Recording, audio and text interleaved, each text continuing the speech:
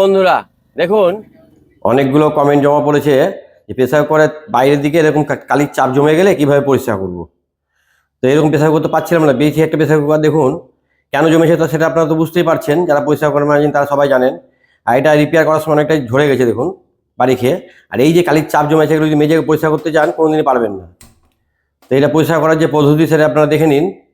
কী করছি, প্রথমে প্রেসার কুকারটাকে প্রথমে গ্যাসে ভালো করে এভাবে গরম করে নিতে হবে।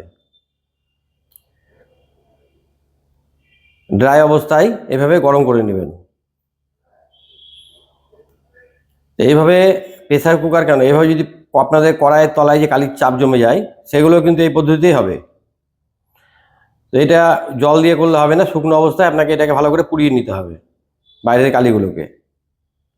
এটা যদি আপনারা স্কচব্রাইট দিয়ে বা স্টিল কাভার দিয়ে মাজতে যান কোনোদিনও পরিষ্কার করে মাজতে পারবেন না বা উঠাতেই পারবেন না।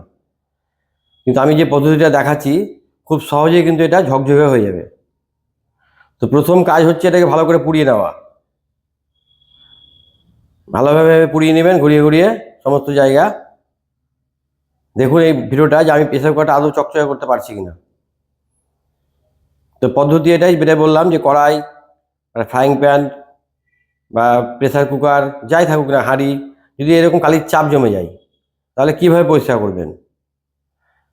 তো প্রথমে এইভাবে পুড়িয়ে নিতে হবে।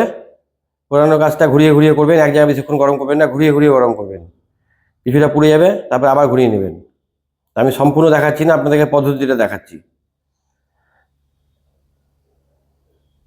এভাবে ঘুরিয়ে ঘুরিয়ে পুড়িয়ে নেওয়ার পরে কাজটা কি করছি দেখুন, কয়েক মিনিটের ভিডিও দেখুন সম্পূর্ণ, তাহলে আপনারা বুঝতে পারবেন এবং আপনারাও করতে পারবেন।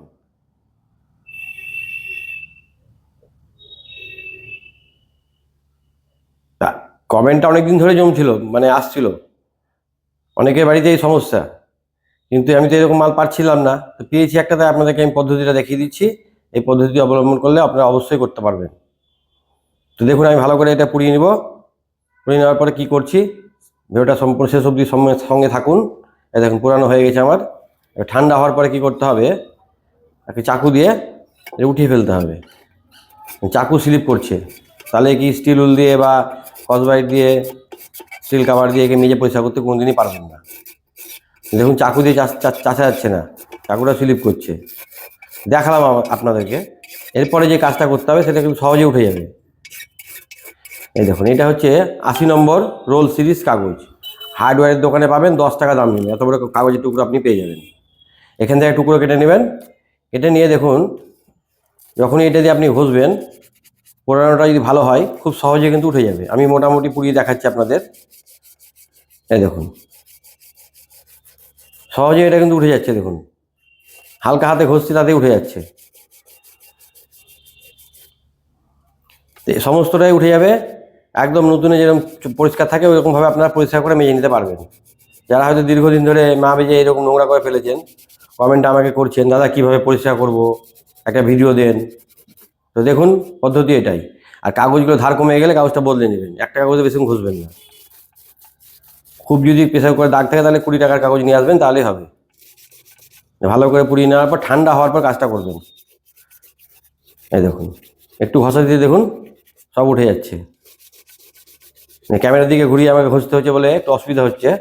দেখুন তবু আপনাদের দেখাচ্ছি আমি কত সহজে উঠে যাচ্ছে। দেখুন এইভাবে সমস্ত জায়গায় যখন উঠে যাবে তখন একটা স্কচব্রাইট দিয়ে মানে বাসন মাজার সোপ দিয়ে ভালো করে মেজে নেবেন, একদম ঝকঝকে হয়ে যাবে। করে দেখবেন 100% রেজাল্ট পাবেন। এই দেখুন কত কালি বেরোলো, দেখুন এইটুকু থেকে কত কালি বেরোলো, দেখলেন। এটা পদ্ধতি এটাই, সে কড়াই হোক আর প্রেসার কুকারই হোক, কালির চাপ জমে গেলে এই পদ্ধতিতে করবেন। সম্পূর্ণ করতে গেলে অনেক সময় লাগবে, আপনাদেরকে আমি পদ্ধতিটা দেখিয়ে দিলাম। এরপরে একটু স্কচব্রাইট দিয়ে মেজে নিলে একদম নতুন মতো হয়ে যাবে। ভিডিও ভালো লাগলে লাইক কমেন্ট শেয়ার করে পাশে থাকবেন। সকলে ভালো থাকবেন, নমস্কার।